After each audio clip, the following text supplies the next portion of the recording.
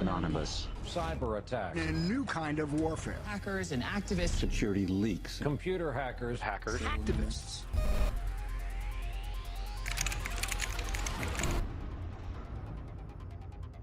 Anonymous has struck again with a warning. This is just the beginning. Anonymous is a collective known for recent attacks on government and corporate websites. The internet is a powerful new medium where just a handful of people in small groups, just by shifting data around in the right directions, can make big changes and big damage. The more you said, the more frightening it was. The Pentagon is now singling out Anonymous as an example of the serious new cyber threats facing the country. The fundamental unit here is information warfare. We're gaining back the freedoms that the forefathers assured us through technology, and we can't allow these freedoms to be taken away. I will put my body on the altar of liberty again and again and again.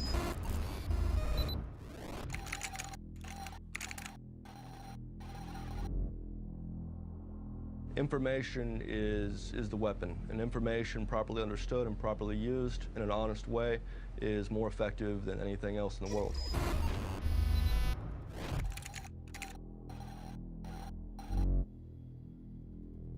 If you've got your eye on Boeing, yeah, please go for it. I'd like to see those fuckers go down. Download the code, modify the code just a bit, bombard the Pentagon. You're either with us or you're against us.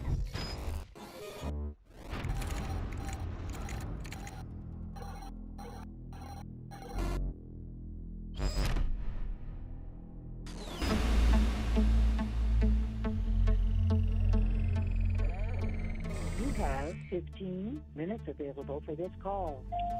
Hello? Andrew? Are you there?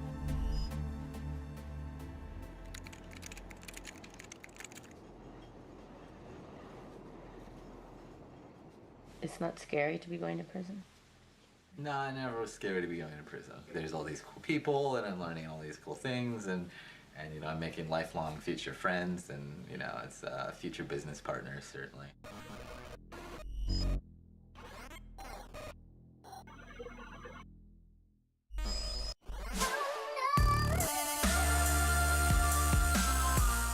Embarrassing people. I enjoy it. It's viscerally fun. He's an instigator. The most lovable little pest on the internet. His ability to make other people so angry is the talent that he has. Almost 99% of the articles that come out for Weave, they all start with, he's a dick, he's an asshole. Little Weave is going to troll the fuck out of Apple and AT&T.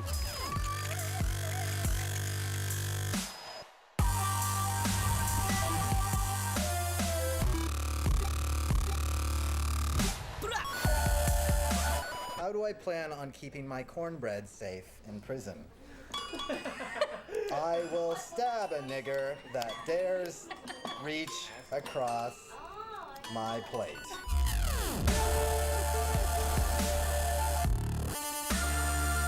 I am the Bruce Lee of Reg XP.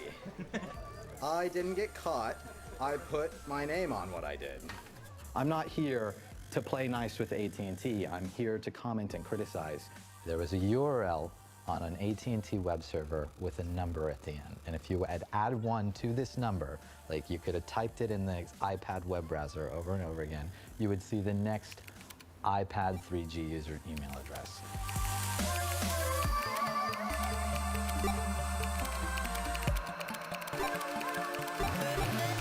Here's AT&T handing out a complete target list of their customers. It was morally required to come forward and sort of put them over the coals for this. It was like 114,000 email addresses. And it's quite a list. New York Times CEO Janet Robinson. White House Chief of Staff Rahm Emanuel. Diane Sawyer. Not to mention the U.S. Army and Congress. It doesn't get much more high profile than Mayor Michael Bloomberg of New York City. Mayor Bloomberg was like, this isn't a big deal. It's not like people can't find my email address.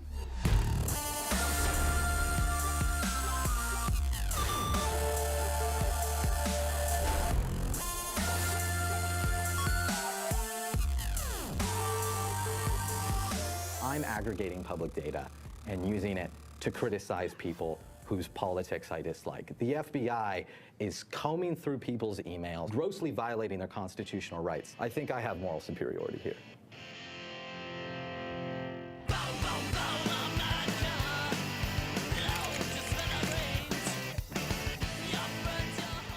NSA and FBI are like both walking here, and they're looking at the computers and they're like, my God, these red dots, they're converging. They hit a button.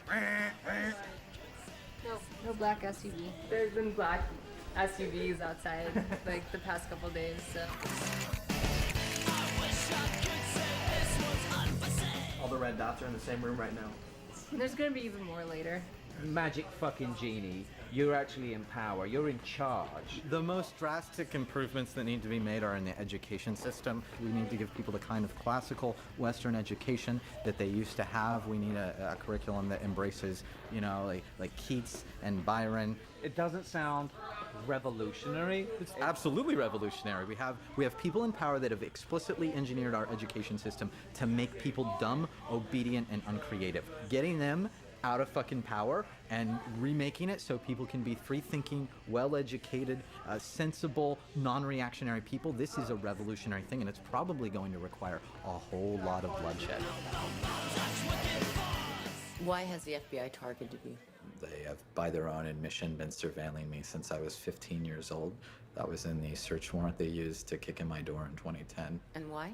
They wanted me to inform on hackers on the internet. You know, like they've tried to get me to do that many times. There is a congruence between whistleblowing and hacktivism and hacktivists. The similarity is speaking truth to and of power, revealing the power structure, whether it's corporate, whether it's government, or both. I was a senior executive at the National Security Agency, and I served there for about 6.5 years. I blew the whistle on the secret surveillance program called Stellar Wind, which were the foundational surveillance programs that ultimately Edward Snowden, 12 years later, is now disclosing through reporters and journalists. The government went ahead and prosecuted me under the Espionage Act. And I faced, it was a 10 felony count indictment. I faced 35 years in prison.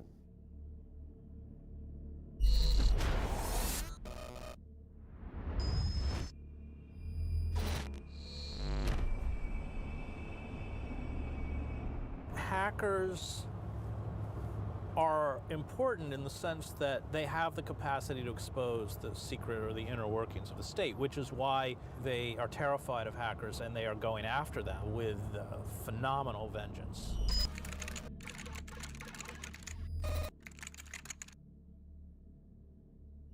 We are looking at increased transparency. Unprecedented transparency. They want to avoid scrutiny.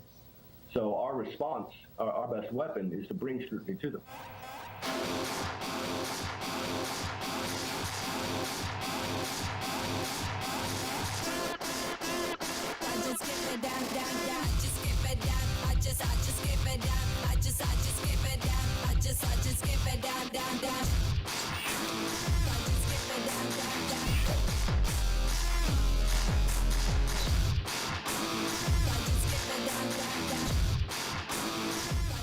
CNN and all these other things, they're not going to spend a single hour doing actual investigation. He called the former head of the NSA at home, like, on a weekly basis for a couple months, trying to get him to talk to him. Barrett was speaking in that language of real adversarial journalism, that the purpose of journalism is not to please those in power, but to report the truth even when it makes those in power uncomfortable or reflects poorly on them.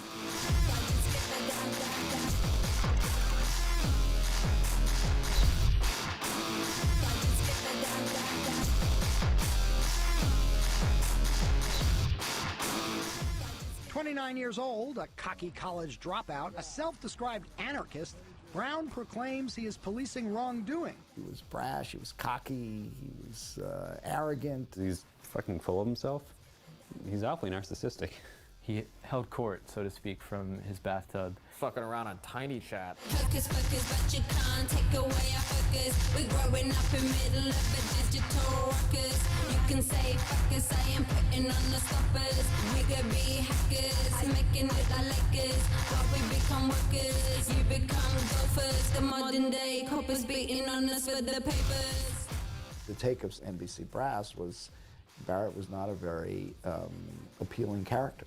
He was not somebody that they wanted to tout as in any way heroic or doing an admirable thing. Barrett was somebody who was very open about his own struggles with substance abuse. He was on a maintenance drug, like a methadone, like he was on Suboxone. At least he was trying to stay off hard drugs, you know, to be on at least a medicine.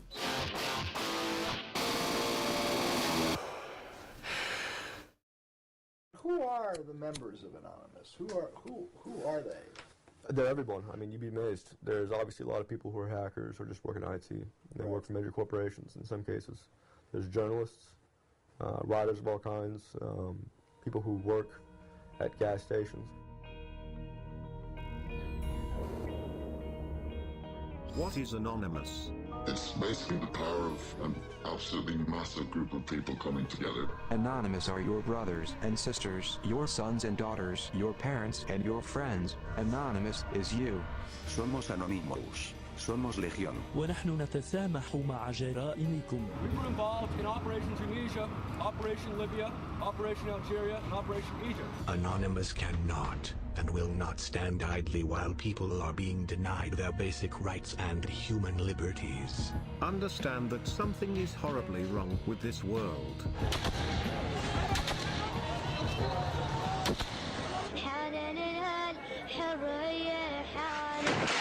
The Tunisian government has made itself an enemy of Anonymous. The Egyptian government has revealed itself to be criminal for the good of mankind and for our own enjoyment. To end the corruption, we must expose it. If you are working for a corrupt company, leak the data. If you are working for a corrupt government, leak the documents. Think for yourself. Question authority. Join us in this battle for freedom of information worldwide. Remember, we are you. Anonymous is you. And you are anonymous. You are fighting for yourself, the web, and for the next step in evolution.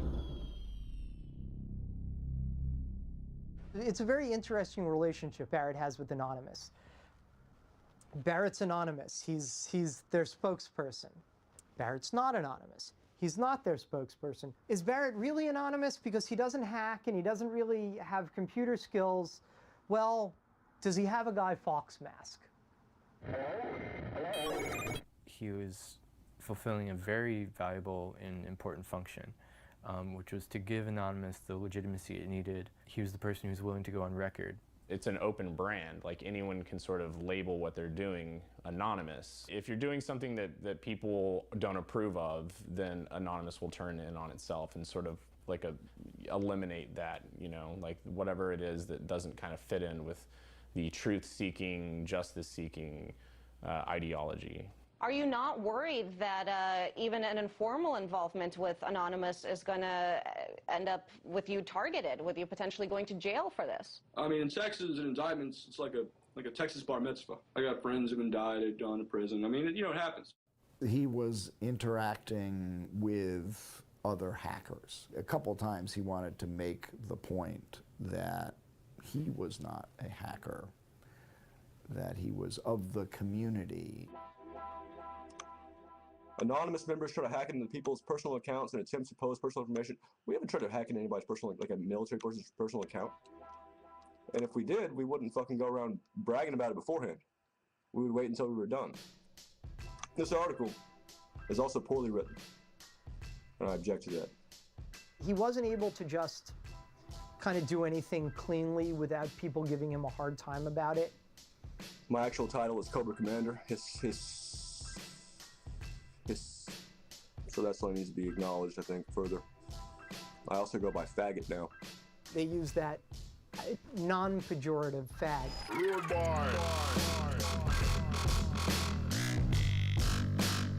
He's an ego fag and a moral fag and a leader fag and a, you know, just about everything but a, you know, but a fag is, you know, leave it to the internet to have to repeat themselves.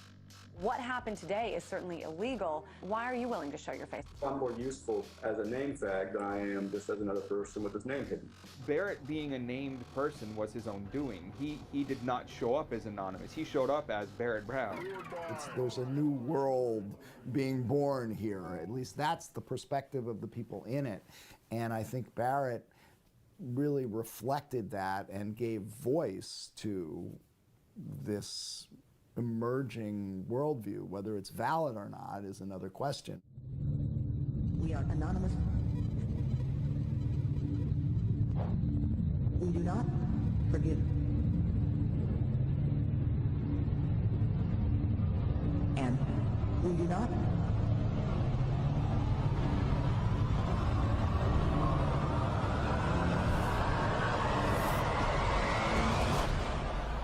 forget.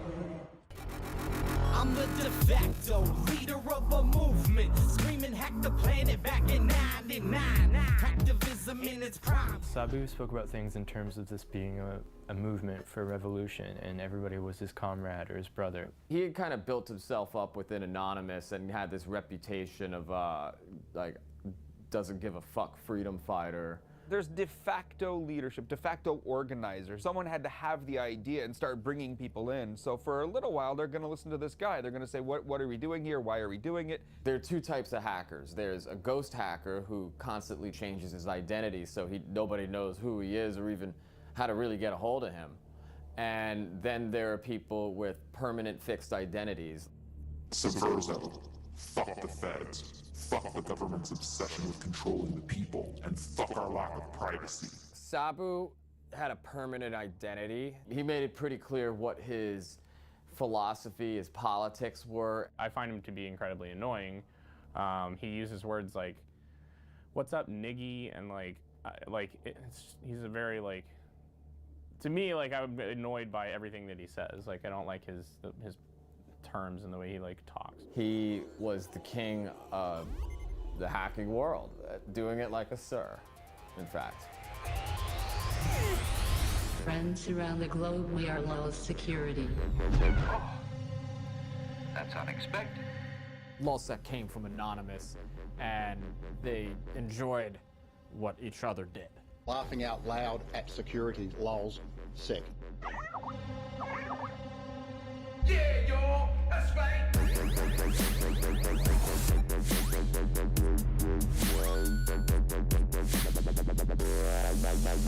Greetings from Anonymous. For the past decade, the government has tried to take control of our internet ocean. The Lulz boat was just sailing the infinite seas of hacking excellence, hacking the shit out of everybody. Yeah, y'all, that's right.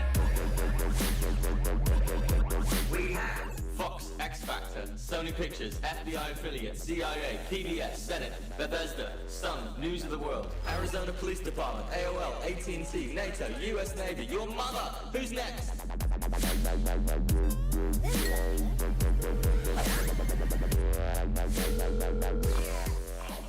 Topiary, is everything alright? Are you dead?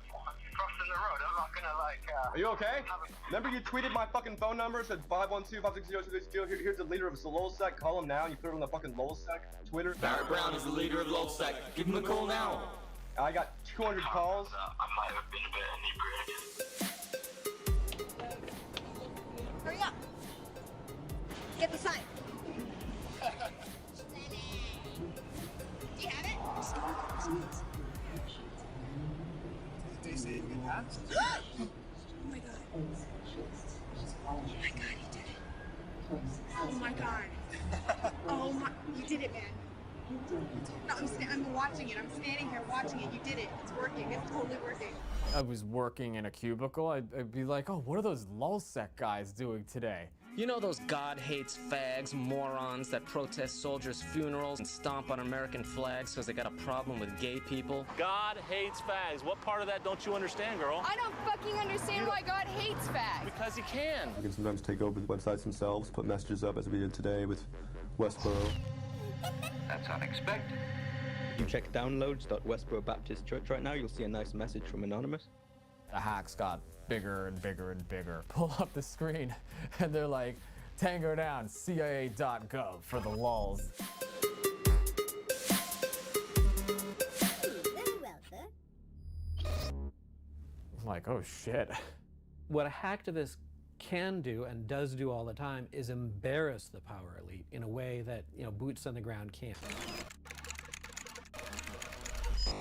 So you can go and sit in front of a building You can circle the Pentagon. That doesn't really embarrass anyone. If you hack the website of the CIA, you've embarrassed the power structure of the nation state. You've embarrassed the Pentagon. You've embarrassed the United States of America. You've embarrassed it by puncturing the illusion of their power. You made us look bad. You taunted us. We don't take too kindly that. You embarrassed me. So when someone comes along, like a hacker, and exposes the dark underbelly of this beast, that beast, it's not just tickling the beast, they're gonna take some swipes at you.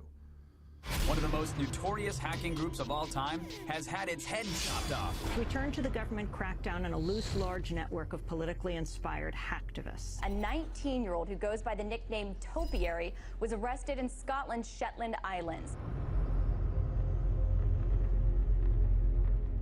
The FBI will pull in some 17, 20-year-old kid and threaten them with 100 years in prison just to get them to inform on people. There were at least 3, snitches involved in the takedown of Lulzsec. This was a domino effect. People were taken into custody that folded on their comrades.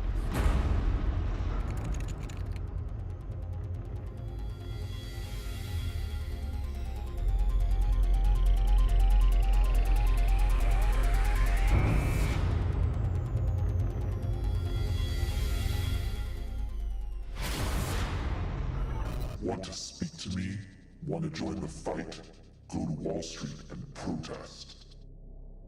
On September 17th, 2011, Sabu comes back on Twitter from his month-long absence, and he's like, "Rise up, my fellas." The next thing I know is 18 chat rooms are linked together, and everybody's working in this Occupy Wall Street chant, and holy shit, all right, so let's get to work.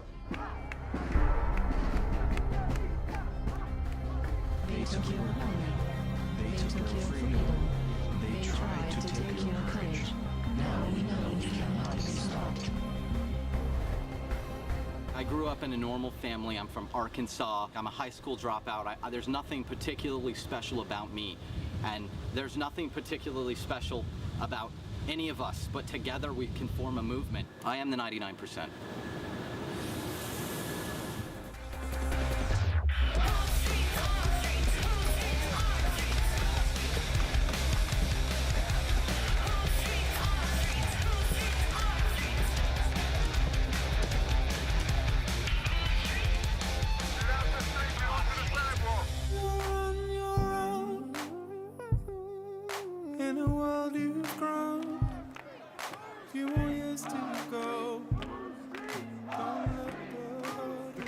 Tricked us into going down a one-way street, and then they kettled us because we were on a one-way street. They were really mean and kind of violent. You're wearing your anonymous mask when you got arrested? I was too. I don't want to hide my face, but sometimes I feel like I have to. People are dismissing you guys as anarchists. Well, I'm an anarchist, and many Anons are anarchists as well, and so are many of the people who support us and work with us. Anarchy. Thousands of Occupy protesters flooded the streets. The sinister mask fashioned on Guy Fawkes, the revolutionary who attempted to blow up the British Parliament buildings more than 400 years ago, has become a worldwide symbol of anarchy and revolution. They are terrorists. The other side, the rich motherfuckers, portraying us all as destructive, mindless anarchists and so forth, really exposed how reactionary and how inherently violent the police state really is.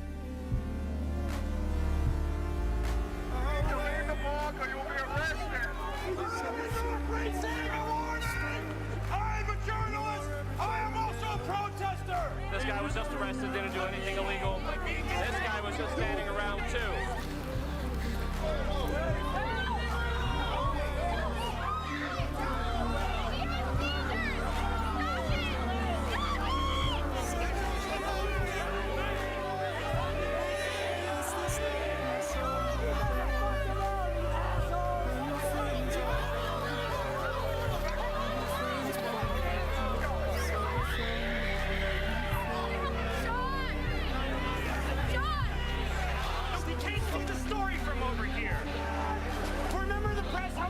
do our job if you kick us out of the park!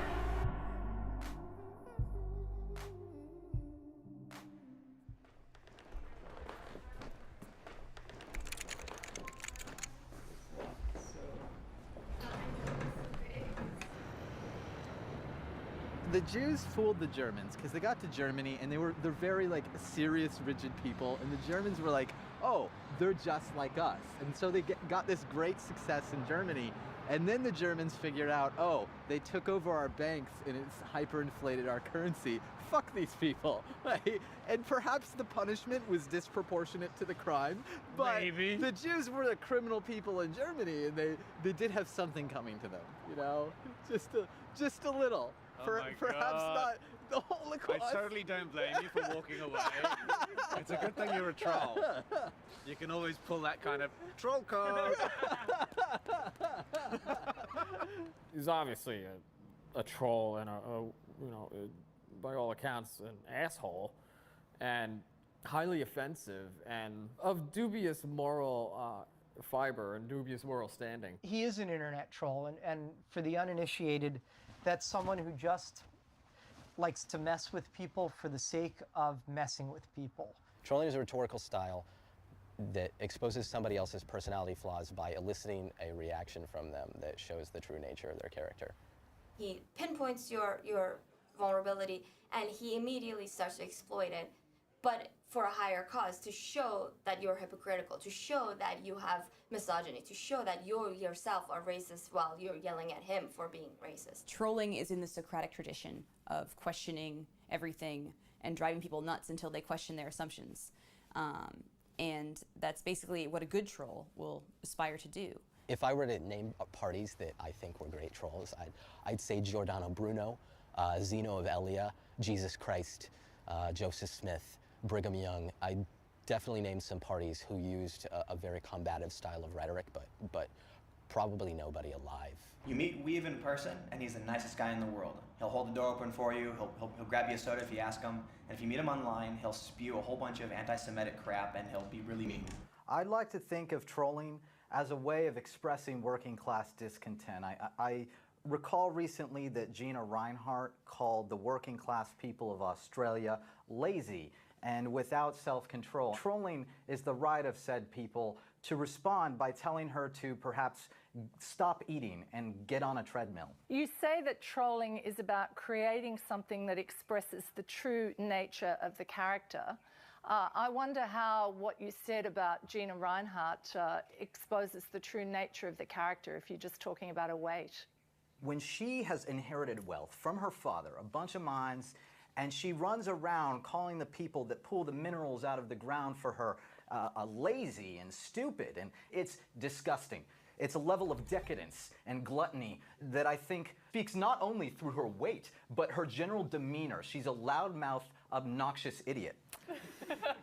I'm not a bigot, except by the original definition of bigot, in that I air my opinion very loudly without the concern for others' fucking cries of help about, oh, he's saying something that we don't like to hear. That's actually the initial definition of bigot before it was associated with a racist, somebody who loudly airs their opinion. And it says something stark now, that bigot is a pejorative term. There's a quote from Voltaire.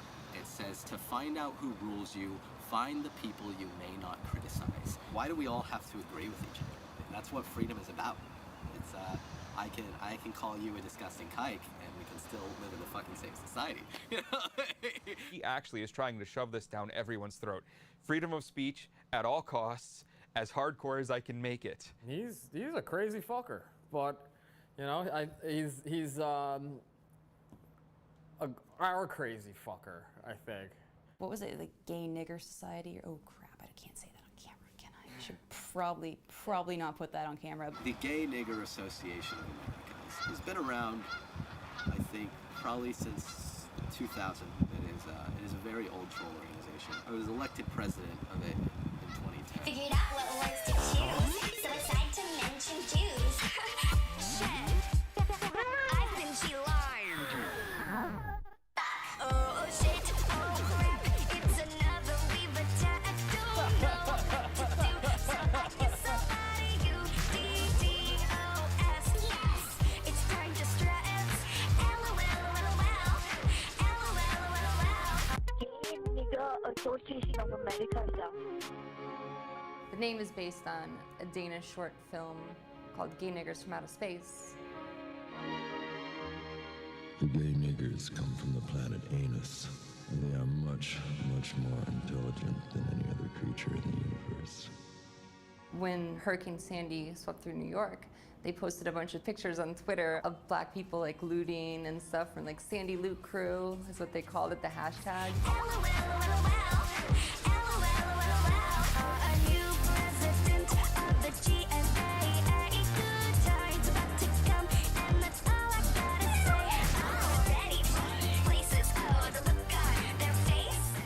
Tons of media outlets picked it up.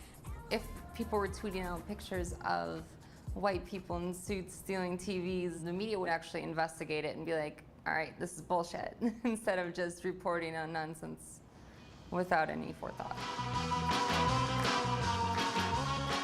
Trolls in trouble. Computer hackers find themselves on the wrong side of the law after breaching AT&T security. I mean, I guess there's like a blurry line between like Goat Security, was it a troll or was it a hack? But I mean, the name Goat Security invokes that terrible image of that ruined my childhood. He named his company Goatsy Security, so if you know what Goatsy is, G-O-A-T-S-E, I'm not going to explain it. Hey, there's a gaping security flaw here. No, Mommy, make it stop!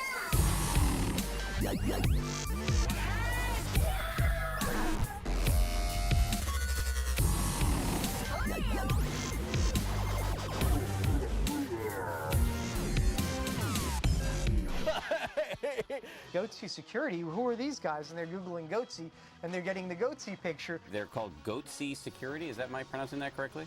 Yeah, that's right. We're analyzing coverage from Bloomberg, Goatsy, The Register, and Forbes. Goatsy Security would expose the gaping security holes in your systems. A corporation like AT&T and Apple, you know, the only way you could really get to them was literally to send it to the media and make a gaping asshole mockery of it. We're here today to announce that our office has filed criminal charges against Andrew Ornheimer. I can't fucking bounce on it.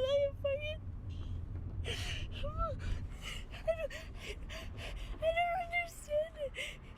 The picture that the press has painted of me is unfair, and I'd love to have a discussion, a fair discussion. Truth triumphs in the end. Would you say you did anything wrong? I don't believe I've done anything wrong, no.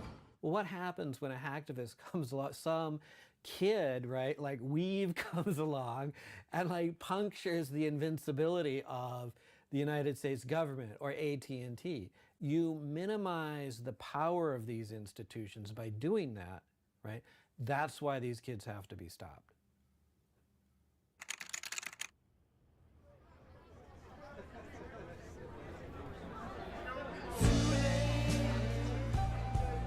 My time has come, sent shivers down my spine, body's aching all the time. Goodbye, everybody, I've got to go, gotta leave you all behind and face the truth. Mama.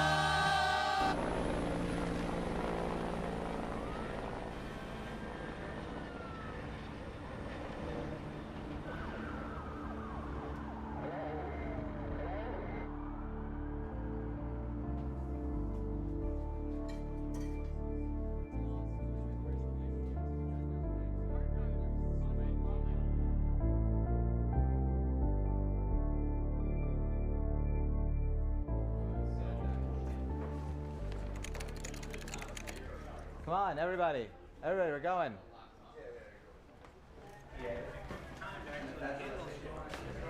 Can you whistle the Ode to Joy?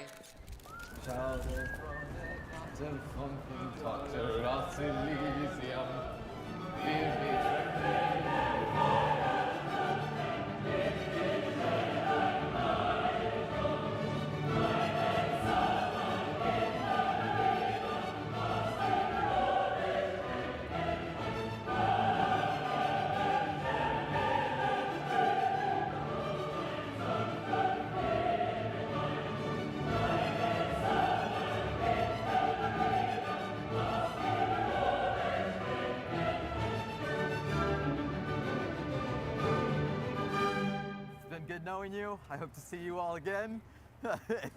If not, write me shit and keep causing trouble. Cause as much trouble as you can in my stead. That was classic, of course. We'll talk to you soon, okay? You're not coming in? No, I'm coming in. I just don't know how fast they're gonna take you. In my country, there's a problem, and that problem is the feds.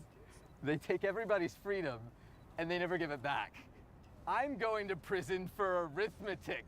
I added 1 to a fucking number on a public web server, and I aggregated this data, and I gave it to a fucking journalist at that man's publication. And this is why I am going to prison. It's arithmetic. Fuck this country.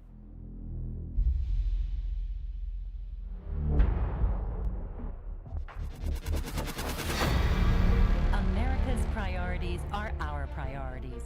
We are developing solutions that prevent cyber threats from becoming cyber attacks. Because at Northrop Grumman, values are what enable us to perform at the very highest levels.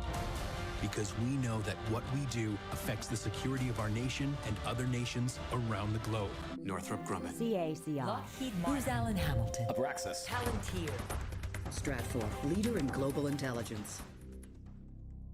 A lot of these companies recruit very much from the CIA and from the military intelligence and that kind of thing. That's very, very common for board members in particular to be either ex-generals, ex-CIA, ex-NSA in some cases. Even people who are paying close attention to it, like me, had never really focused on those players before until Barrett started doing the journalism that he was doing. There's always been contractors. We had contractors during the American Revolution. Let's be real in terms of history. We've never had what were defined as inherently governmental functions, including the centerpiece functions of the intelligence system, the most secret being turned over for profit to corporations. If you have that kind of control because of the accesses you're granted and the government giving you the deep state intelligence, the deep state data, guess what? You get to serve the state. You get to justify its continuing existence. You're going to color the world with the mentality of the state, which is the world's a dangerous place. There's lots of threats out there. It's a target-rich environment. These are people that are in this to enrich themselves, right? They're people in the government and they're the people in this business. And they don't care that it's not helping anyone. These are not patriots. These are people that maybe have military backgrounds. They might think of themselves as patriots, but they are not patriots. We can meet and surpass shareholders' expectations. Branch into adjacent markets and pursue billions of dollars in unconstrained growth opportunities. They're invested in the security theater. Hundreds of billions of dollars have been spent on national security,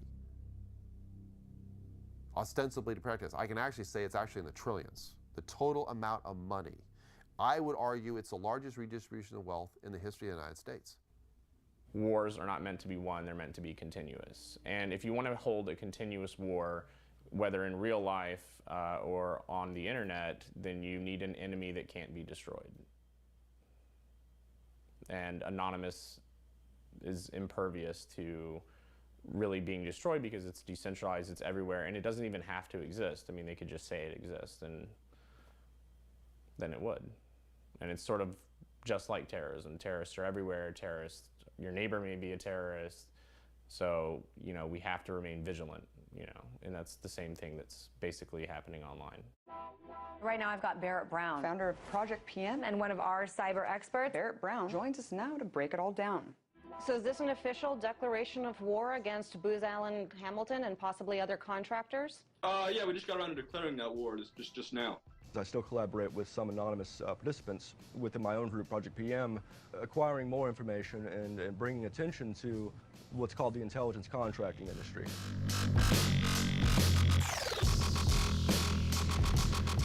So he has this initiative called Project PM, which is a crowdsourced wiki that is supposed to investigate the mushrooming cybersecurity industrial complex. It's a collaborative research project. You're tapping into the collective consciousness of the world, which is always an incredibly powerful thing to do. That is going to be the future model of journalism. The collusion in part with press, mainstream press, was we're just going to sort of look the other way. We're not going to actually use the powers we have available to us. He was building up this database of who is doing what with who, you know, what intelligence firms are working for what government entities, what outside ones are working together, what contracts have they landed that we don't like, you know, all that type of stuff they don't want the public to know about.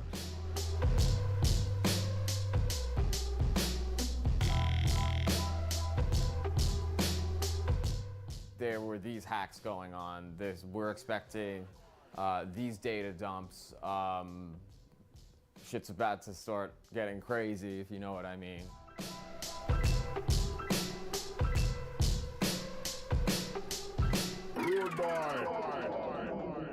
Going through, you know, thousands of emails is kind of a huge undertaking. It's a lot of reading. Did you do that? Go through hundreds of emails? Can I say that? These people were contributing to what they believed was a journalistic project. They were contributing anonymously, they thought, to help the cause of journalism. Obviously, Barrett was onto something. Otherwise, there wouldn't have been this type of reaction.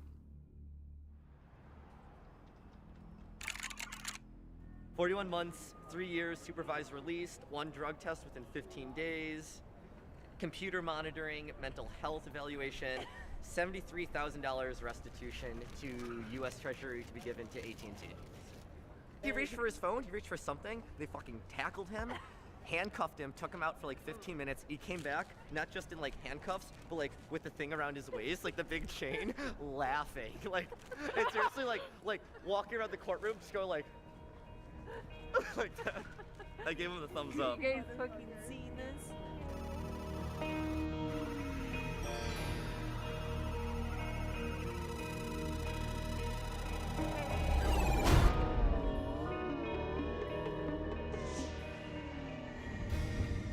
How dare you be skillful? How dare you utilize your knowledge? It's fucking absurd. And of course it's AT&T's fault. They are responsible. How can you say that the company that designed the website is not responsible for their security flaws? So the federal prosecutor said during Weave's trial that just because he has a special skill, he shouldn't have power over other people. That's how they view it, you know? And it's not incorrect to say that people who understand computers have you know, power. It's just, I don't think the answer is coming down on our prodigies and our geniuses. Well, I'll put it this way: there was a time when you hacked a company and the company hired you. Now it's you hack a company and they come and they, you know, beat the shit out of you.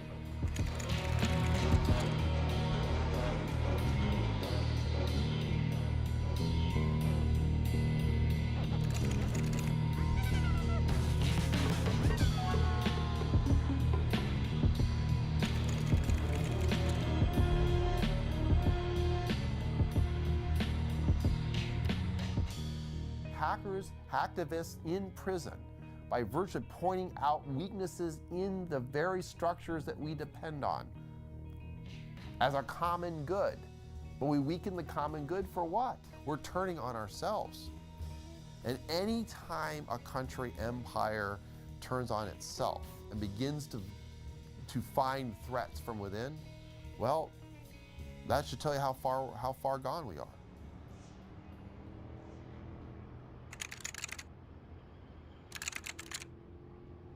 Howdy, Internet. My internet blogging must have pissed somebody off. They have cut off my fucking TrueLinks access because, of course, we live in a country with a childishly authoritarian government that can't handle anybody saying anything mean about it on the internet. And I miss you. I really do. There's so many of you that I can't. Hopefully I see you in a couple of years. I wish I could call each and every one of you. I'm still in prison. I've been denied access to both sunlight and food. I can't tweet via the normal means any longer, but I will still read everybody's responses. It'll be snail mailed to me. Fucking barbarism. Keep up the good fight, and you know, make trouble while I'm gone. You guys gotta carry the internet ruin torch, I suppose. Oh, God.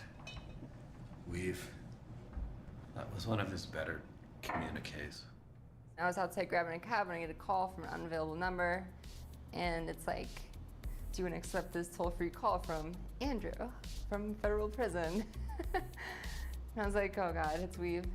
I could barely make out what he was saying, but he's like, set up an asterisk box so I can upload things to SoundCloud.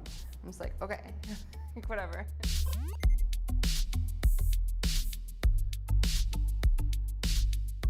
He had email access for a month, and then they took it away because they figured out that he was sending messages to another person who was tweeting them out from his account.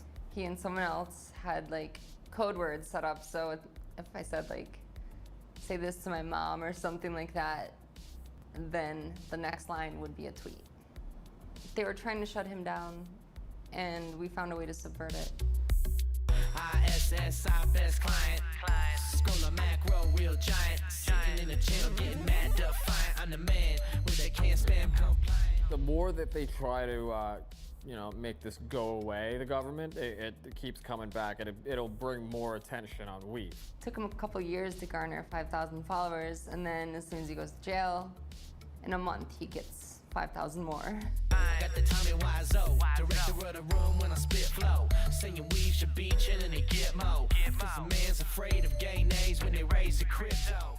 It took them a month to figure out that we were uploading to SoundCloud, even though there was like news articles about it. And just a few days ago, we looked at the caller ID, so we had 2 mysterious phone calls. One of them was from US government, all capitals, and the other one was from Federal Bureau of Prisons. Ever since then, we haven't heard from him.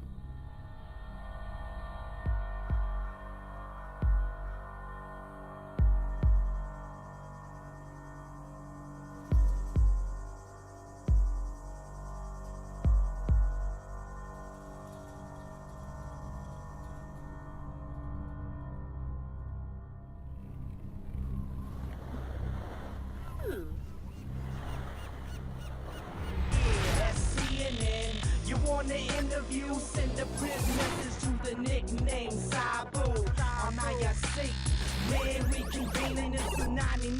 Both that shit down, screaming.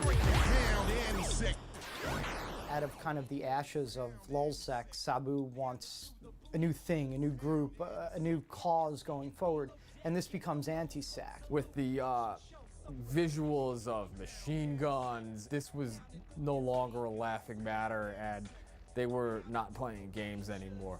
He was training people to attack government websites and attack large corporations and businesses. Pound sick.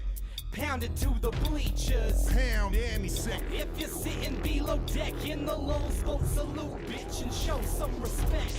Pound sick. Greetings, pirates, and welcome to another exciting Fuck FBI Friday release. For Fuck FBI Friday, we are releasing 1 gigabyte of private emails and documents. It was asking for trouble, and trouble came in a way that even like nobody could have even written this.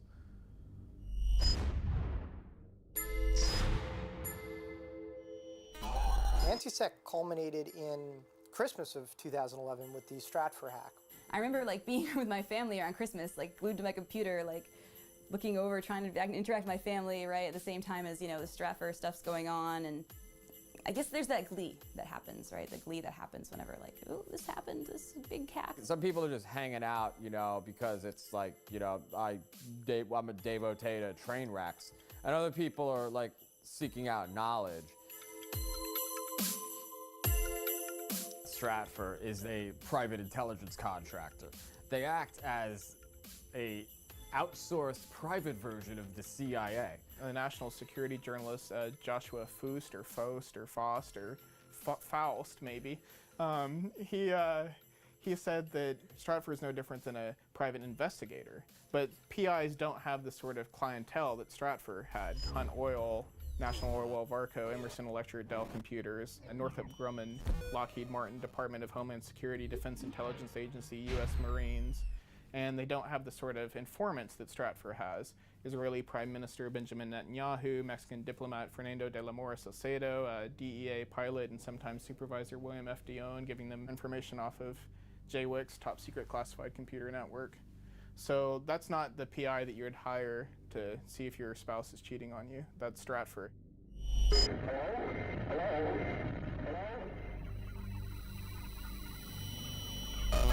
The gifts that a non-Santa left under the Christmas tree are just the beginning. Cyber thieves made off with the personal details of hundreds of thousands of subscribers. They woke up to find that they'd given an unexpected Christmas present of $50,000 between them to numerous high-profile charities. Here comes Santa, here comes Santa. Expect us. Here comes Santa Claus. Here comes Santa. Julian, will you dance with me? It's not about the money. We want the world to dance. We want the world to dance. So first, dance with me. Dance with me. Before our Christmas. Don't sit around waiting for Santa Claus. Fuck some shit up. To take an ex-FBI agent and use their credit card to make a donation to the Red Cross on Christmas Day, I get that it's criminal, but it's wonderful in its own way. The Stratfor hack, it's claimed, also contains email conversations between Stratfor employees and officials in government. Every week, a company or an agency, is this going to get worse? I think so. People broke into something and wow, criminals. Well, okay, even if you want to call them criminals, they're coming up with this information that looks a lot like criminal activity. The day that WikiLeaks published the global intelligence files, which is what it calls the Stratfor leak, The Atlantic wrote an article titled, "Stratfor is a joke and so is WikiLeaks for taking it seriously." And that was the very day of the leak, so surely they didn't read the 5 million emails that I've spent more than a year researching.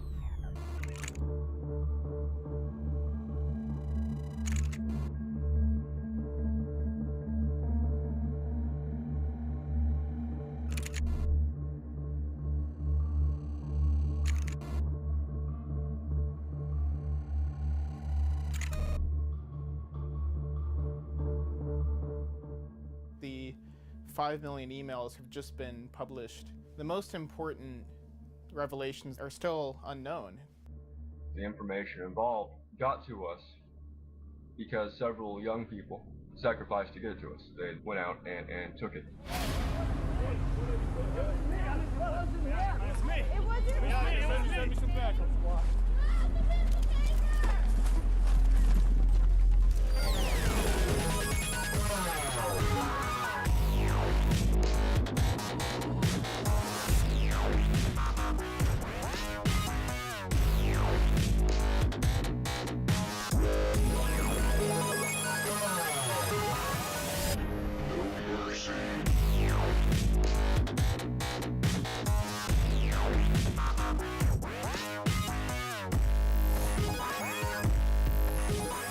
Infamous anonymous hacker Jeremy Hammond, #1 on the FBI cybercrime list, pled guilty to Christmas hacking spree.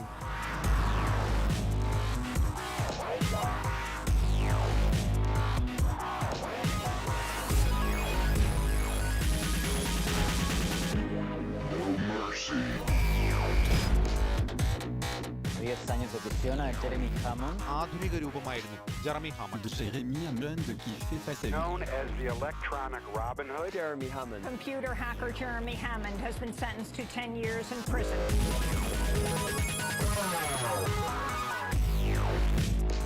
As a former journalist, a former investigative reporter for the New York Times, I am stunned that the rest of my colleagues, well, I mean, frankly, I'm not that stunned, are not here. Jeremy's going to jail for 10 years. I don't think a lot of people in this country are going to find out about it if the New York Times doesn't cover it. That's just the way that the media is set up right now. There's a lot of people on the outside supporting him.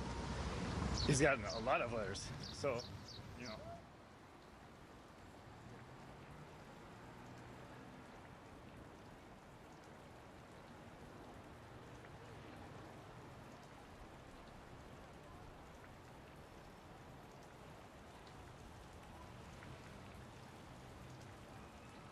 Hammond's actions are acts of civil disobedience. Fundamentally. In hacking Stratfor, Jeremy Hammond achieved some degree of transparency. It opened our eyes to things that we needed to see. सच का साथ दिया है और उन्होंने सिर्फ उसी को सामने लेकर आए हैं जो सच था. 25 years after Bhopal, after a gas tank released toxic gas into the cities surrounding the factory, they were monitoring dissent and demonstrations against Dow Chemical.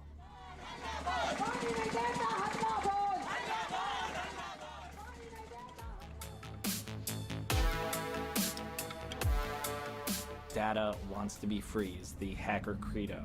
The real questions we need to be asking is, when this data is, shared with people, who is it benefiting and who is it hurting? Jeremy's apartment, is just books scattered about the floor, books on the shelves. What could be more dangerous than books? The internet.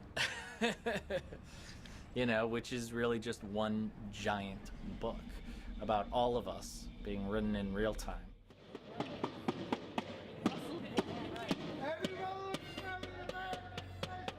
To the extent that Jeremy Hammond is responsible for those 5 million emails, he did something entirely necessary.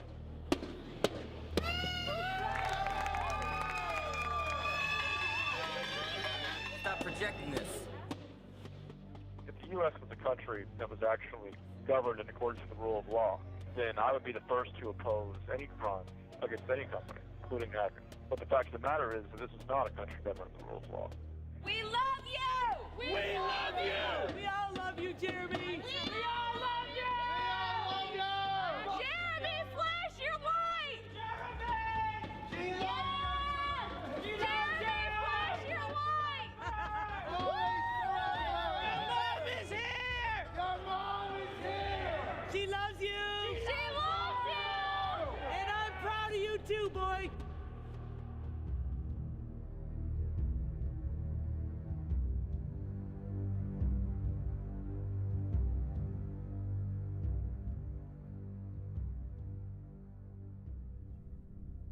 My name is Barrett Brown, and I've been waiting for this day for about 6 months. In a way, I've been waiting for this day since I was 7 years old. On March 5th, I received communication from a certain individual saying that I was going to be raided the next day at my home. They go to his house, his apartment, and he had spent the night at his mom's house. I just go to my mom's house and sleep over there sometimes. We've been very close. Next morning, I woke up at 6:30 by my mom. She's scared. I go downstairs. There's 2 FBI agents. One is named Robert Smith. He is a FBI cybercrime fellow. They say, okay, we've raided your house, your apartment. Do you have any laptops here you'd like to give us? And I said, no, I don't have any laptops here you'd like to give us. So they get another warrant for his mother's house and find the laptop.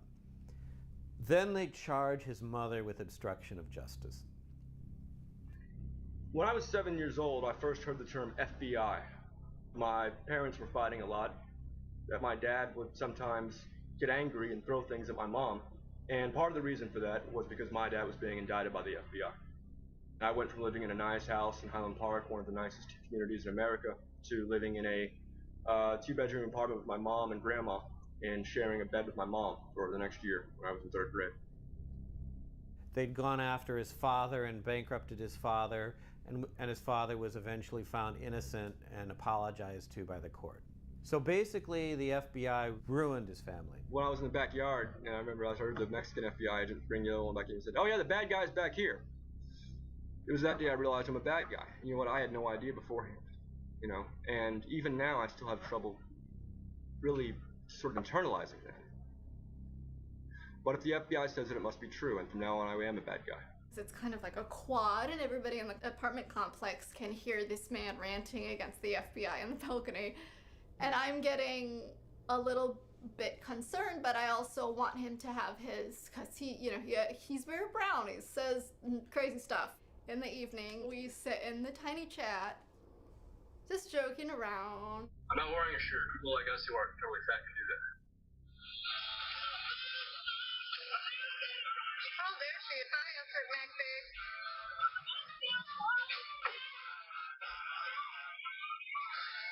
Anon 4 guys.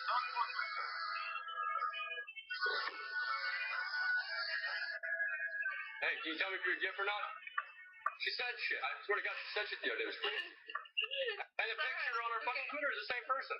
Yeah, I'm pretty sure it's a real person. Oh my god. Look, you're pretty. You don't have to really think I'm a character. It's like super passionate about this argument.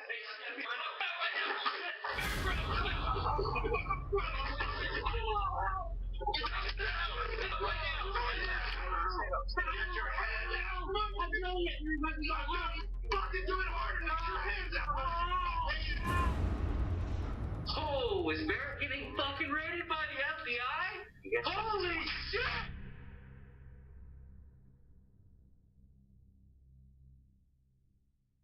If you're in the place getting raided, okay, you don't know anything because all of a sudden your utilities go out. And the utilities go out because they're concerned that the concussion grenades might start a fire. So they don't want the gas or electricity running, okay? And none of the stuff you see on television where, you know, they go at the door with the battering ram. No, that door comes down in one blow. Okay, and you're down on the floor, okay, with one of these macho jerks pointing an assault rifle at your head, swearing at you and telling you to freeze or he's gonna blow your fucking brains out. The second agent came around in his camo with his gun, and he looked at me as if he didn't know there would be a girl there. Barrett's mother came over. She sees Barrett Brown V and then the ampersand over and over and over again on Twitter. Barrett Brown banned is a way that people communicate that somebody has been arrested. He's talking shit.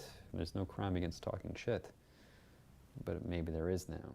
Robert Smith's life is over. So when I say his life is over, I don't say I'm gonna go kill him. But I'm gonna ruin his life and look into his fucking kids. How you like them apples? What kind of threat ends with "How do you like them apples"? It's like from like 1840 or something like that. If it was just threatening the agent and that's all he was being charged with, I wouldn't even care about this case.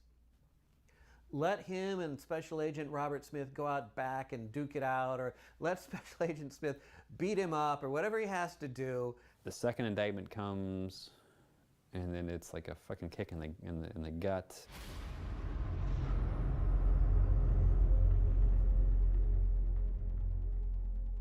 All these guys are doing are trying to, you know, put the fear in him, trying to pressure him to, you know, flip. Barrett's such a stubborn asshole that he's never going to flip. Their claim is that he took a link, copied it. It's journalistically important to get the client list. Pasted it into the Project PM chat room, and in that one move, produced criminal exposure for himself. The Barrett Brown case is another one of these seminal cases, and the government wants to send a very chilling message. It's fundamentally a First Amendment case. How dare you hold up the mirror to us? They called Project PM a criminal organization, and that's what people freaked out about, because there were a whole bunch of people who hung out on that server, at that wiki, and like, wait, there's a criminal. I think they're after who? Anyone else? Any other names to put on our list of people to watch? The tingly feelings of like paranoia crawling up my spine like a spider, they're there for a reason. Just because you're paranoid doesn't mean they're not after you. So Jeremy Hammond did the hack, 10 years at this point. Who's the guy that's looking at 105 years at this point? It's Barrett Brown. And what's the difference? He's disseminating the information. He's doing something more dangerous than what Jeremy did. Here's the message it sends from the government to the hacktivists, who are getting great coverage and are becoming folk heroes through the press.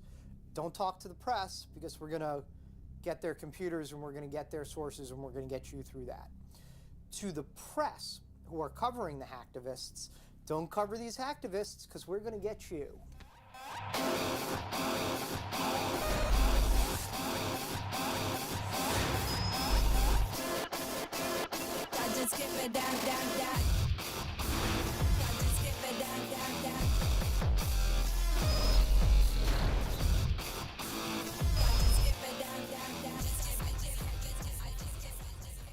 Here's what I want. 1,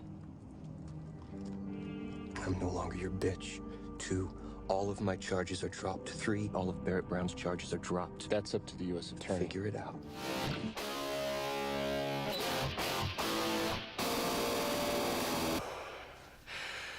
Hector Xavier Monsegur was responsible for the arrest of Jeremy Hammond and other anonymous and LawSec members.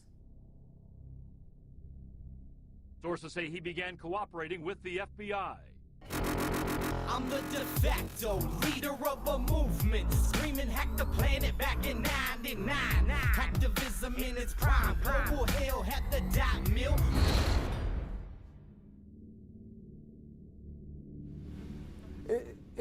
Like, I felt like my brains had been blown out, like it was the last scene of The Departed. The FBI arrests Sabu, and they turn him within a day, and they have him back on the internet within 2 days. This isn't like some guy going undercover in the Gambino crime family in person for years. None of us had ever met him before. He was just this guy we knew from the internet. He talks the talk so forcefully with that kind of New York personality. You know, we are doing the right thing for the people. We are building this anew from the ground up. We are taking down the ugly, evil, capitalist, imperial machinery, and we are building it back up with our own hands, my brother, he says.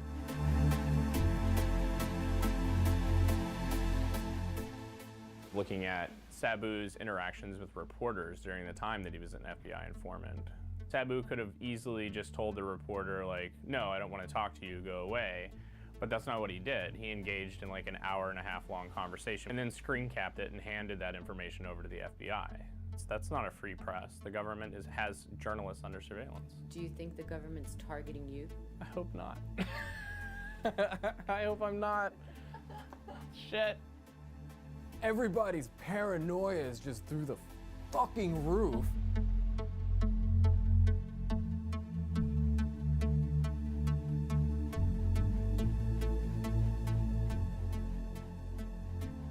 Wait a sec. If he was working for the FBI from that moment in June to this moment now, they didn't delete his timeline. They didn't try to hide any of that stuff.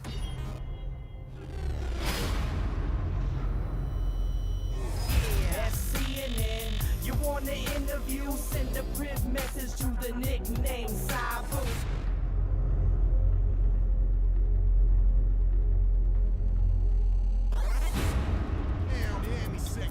Pounding through your speakers.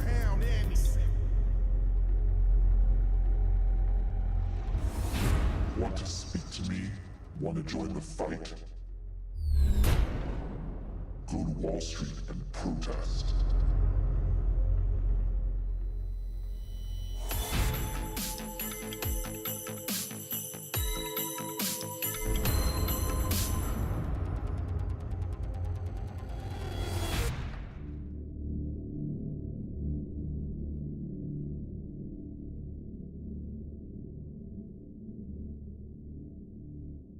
Sabu and Jeremy were partners in crime.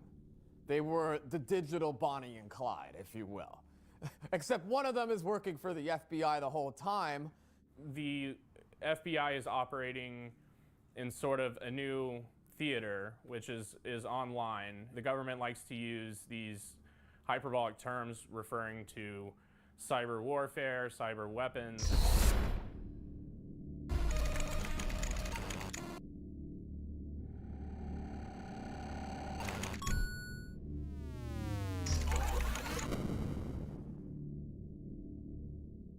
The feds, by proxy through Sabu, were giving Jeremy the 0 days to get into these websites. In order to, say, entrap a terrorist, they would sell him fake explosives. But instead of giving him fake explosives, the 0 days are real. In the hacker world, you either get in or you don't get in. There's no fake hack. They didn't it wouldn't be a crime if it was a fake hack.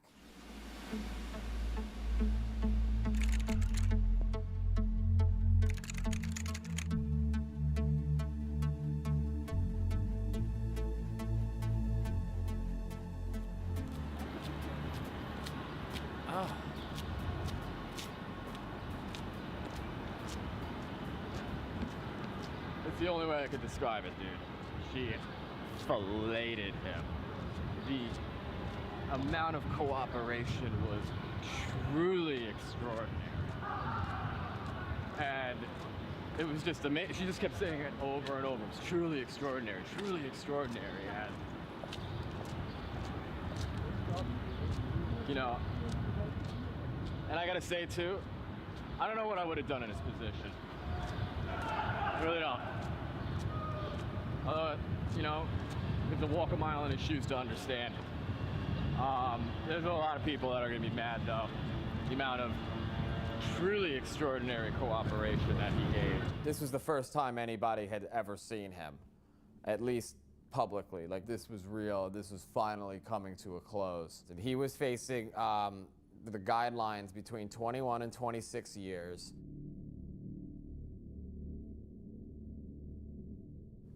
He walked out of the Manhattan court complex a free man. Yeah.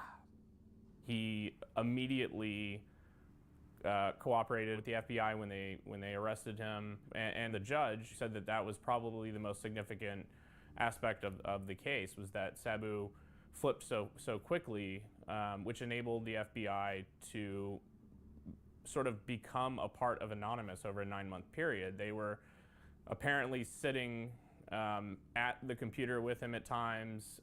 He had a camera in his apartment or house that was videotaping him every day.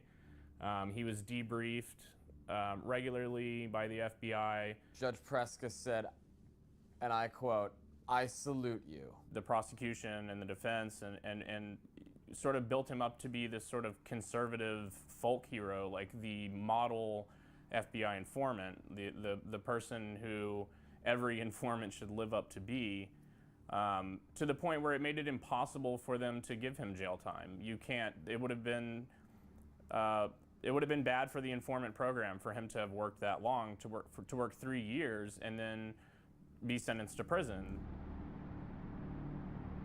Sabu pretty much neutralized Anonymous. Yeah. Completely. Yeah. Neutralized Anonymous. After he went down, everyone's afraid of following any leader, and they're also afraid of, you know, starting an operation on their own. In general, nobody trusts anyone. If you go on any IRC chat, they're all just talking about, you know, like, who's the Fed? You're the Fed. You're a Fed. Yeah, what but about the Fed? Come on. Yeah, and what about that? Well, Like, forget who cares? even yeah, off. we know you're a Fed. At the end of the day, he's just a hacker getting used by the government. Sabu is the big snitch. Like, the 9th circle of hell is reserved for Sabu.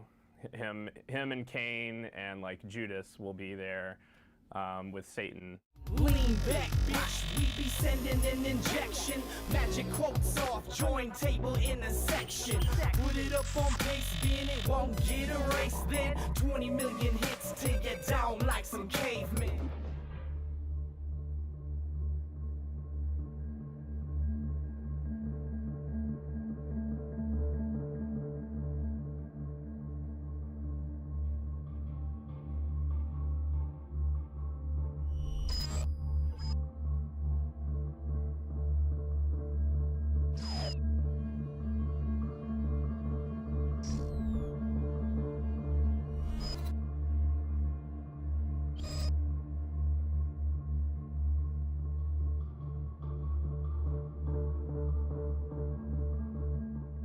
There's been an unfortunate deficit in what people have read and what people have written about an issue that is of extraordinary importance. Trapwire.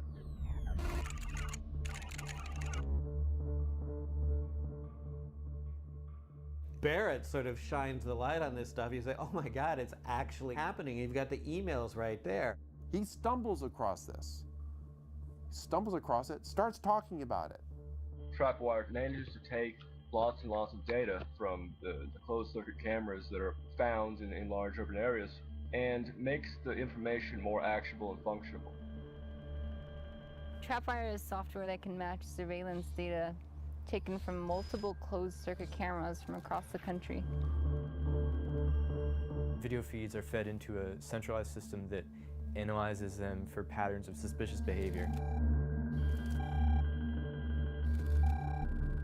To understand trapwire, you have to understand sort of the larger context. Because trapwire is a critical piece of the surveillance apparatus. This is actually doing very large swath, persistent surveillance. In 2007, trapwire cost about $1.7 million to operate in Los Angeles County. What we know about how it functions is largely gleaned from those emails. Trapwire has been deployed in Seattle, in Los Angeles, in DC.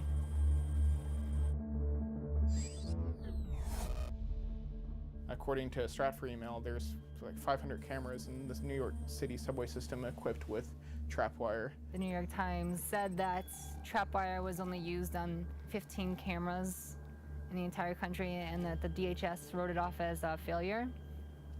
That's a complete lie.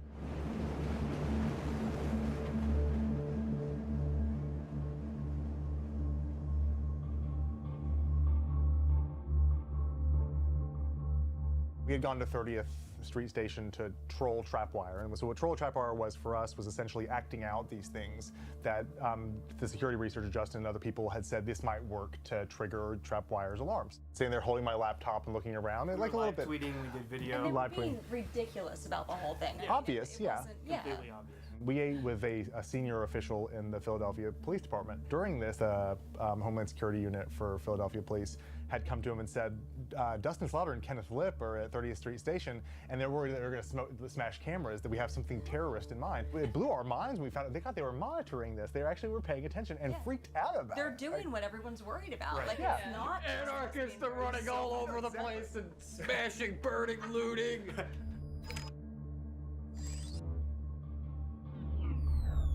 Coverage of trapwire in the U.S. The whole story was smothered in its crib by the New York Times. It's an open secret that the mainstream media has special access to the halls of power. There was a phrase I used to hear at NSA. We're going to tell them what we want them to hear, not what they need to know. What we want them to hear. That's pure manipulation. That is PSYOP, InfoOp. You're saying because you can, you're controlling the narrative. Hail victory! Go, go, go, go, go, go, go, go, go, go.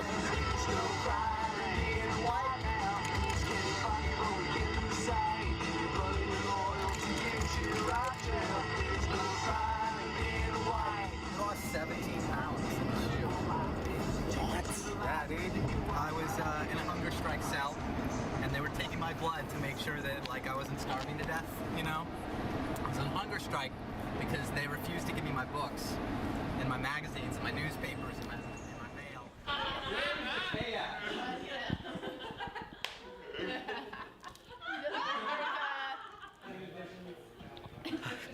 I spent the majority of my time in the SHU. They were like, if you continue, we're gonna force feed you. And I'm like, well, you're gonna force feed me. Hey, I ain't backing down, you know? The infamous computer hacker known by his alias Weave is a free man after more than a year behind bars. An appeals court has now overturned his conviction. Every bit of an operation, making copies so they hating, so I'm keeping my methods close to the chest. I rock the knock on speed dial, case I got a social internal contacts at 18 and take more. Oh no, my aim designed off, checking to see if it's suspended or if it got reset and appended to the essence. TXT, the enemy is holding. Time behind bars has made Weave even more outspoken than before. I can't watch my society rot when a bunch of federal scum want to just throw anybody that they disagree with in a prison cell. It's the end of the West right now, and we gotta fight for it. Somebody has to. You have no instincts to flee like Edward Snowden or Julian Assange. I'm not running. This is my country.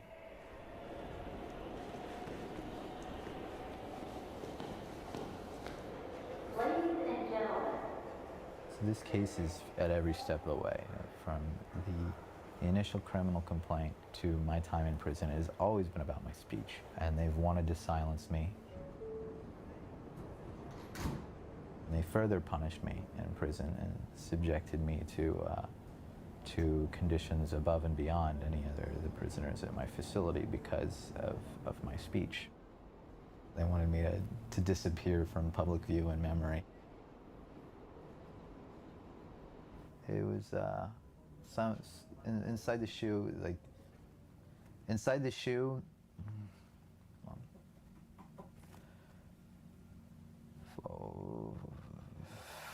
There's an author, Alexander Solzhenitsyn. He was one of the few authors that kept writing after Stalin told all the authors that they weren't allowed to write any literature that was compelling anymore. He ended up in a prison system called the Gulag, and he describes there the steps that they do to like try to break you down. And I kept checking off like the bullet points that he listed. He had like a 30 bullet point list of all the various interrogatory methods that they used in Soviet Russia. Temperature extremes are one of them, and they'll turn up the AC to like freezing temperatures while I was sleeping, and then they'll pump up the heat during the day. So, and like they come and I couldn't sleep because they would bang on the door every once in a while, and they'll shine the flashlight in your eyes, and keep waking you up at night. They'll put you on a bunk and you can't even sit up, and there's a light like right next to your head, and it's pretty terrible, no doubt about it. It's pretty terrible.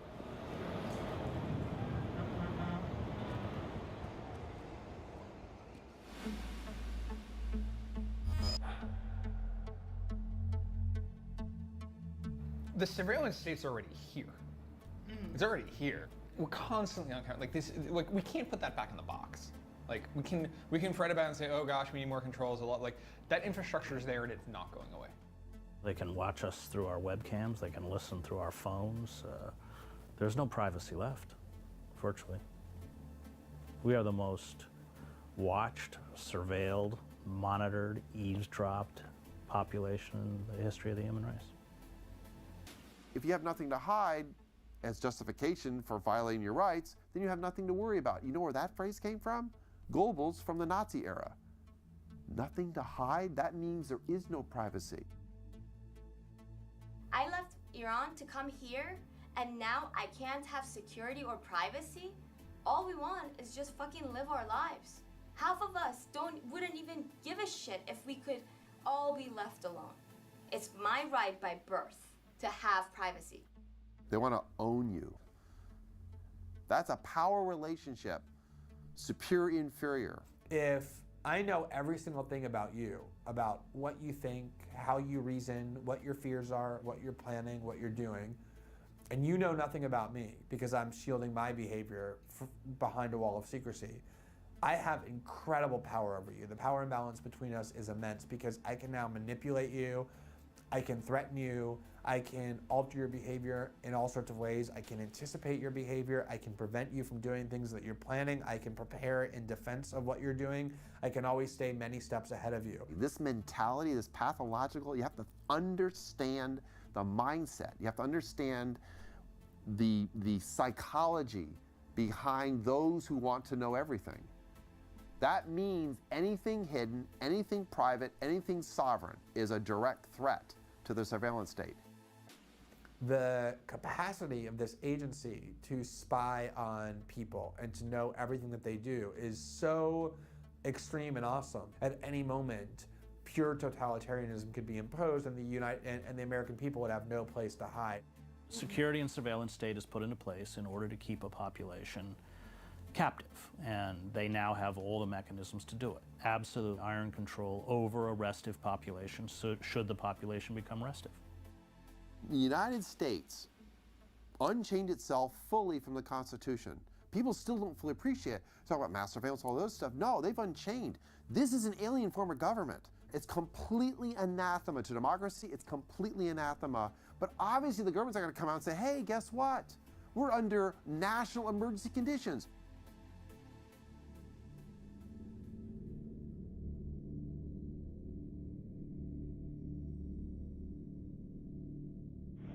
time they come after someone like myself and the wealth they have, it damages them.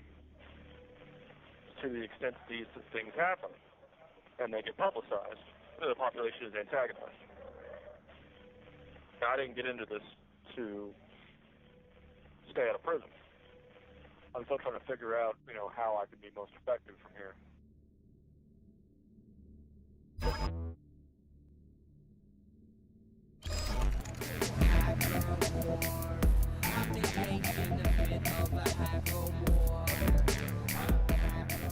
I'm going to continue hitting large companies and institutional powers. I'm not going to take no shit from nobody. Fuck them if they can't take a joke.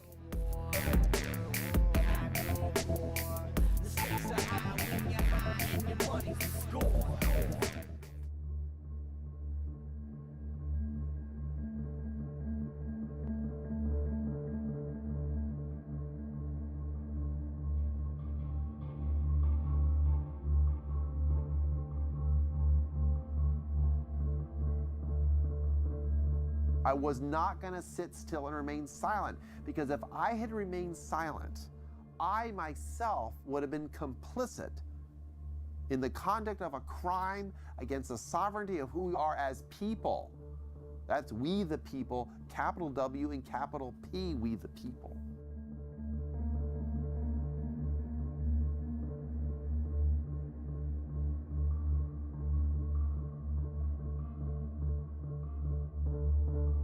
You can just sign off. Right.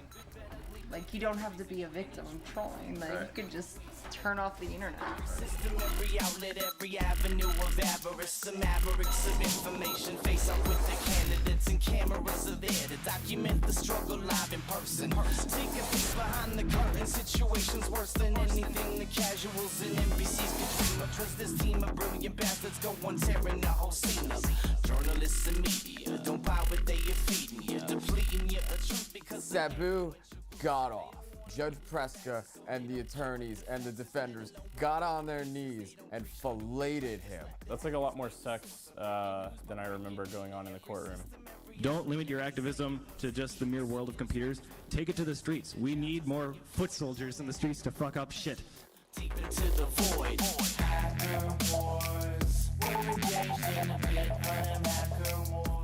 Dallas, Texas native Mr. Brown joins other infamous Texans who fought the government, such as Branch Davidians at Waco, Texas. Fucking really? Really? The Branch Davidians? Really? Fuck you. Stakes are high and it's a crime. This is play on the core.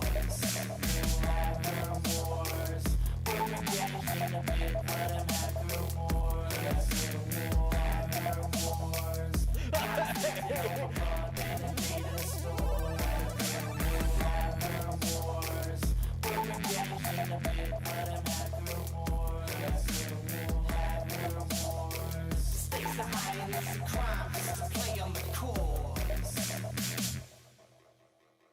I just wanna ride it. We just wanna ride it. Gas in the air. Police states here.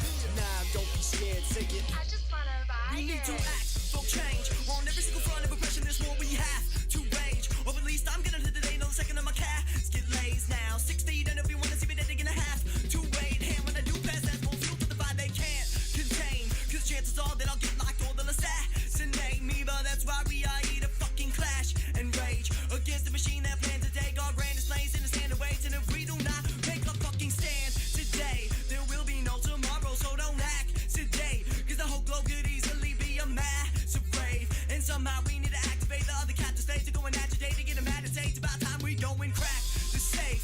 And you can call me crazy, well I am insane, but you should blame a compliment. So that's the rain and the aspartame and the fashion page, but I plan to shine and you can be the best and raise to join the shit and realize I just wanna ride it. I just wanna ride it. we just wanna ride it. Gas in the air, the police states here.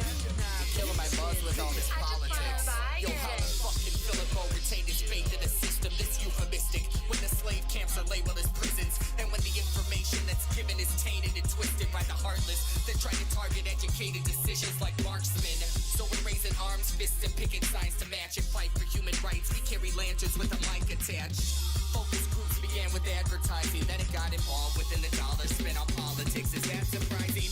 Your campaign is a fucking commercial, I'm not fooled. You've got strings attached to your back and it's not cool.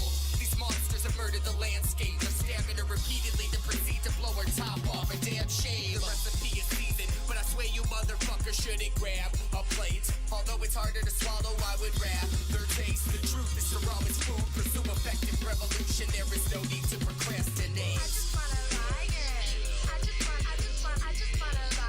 We just wanna ride, yeah, gas in the air. Police states here. Nah, don't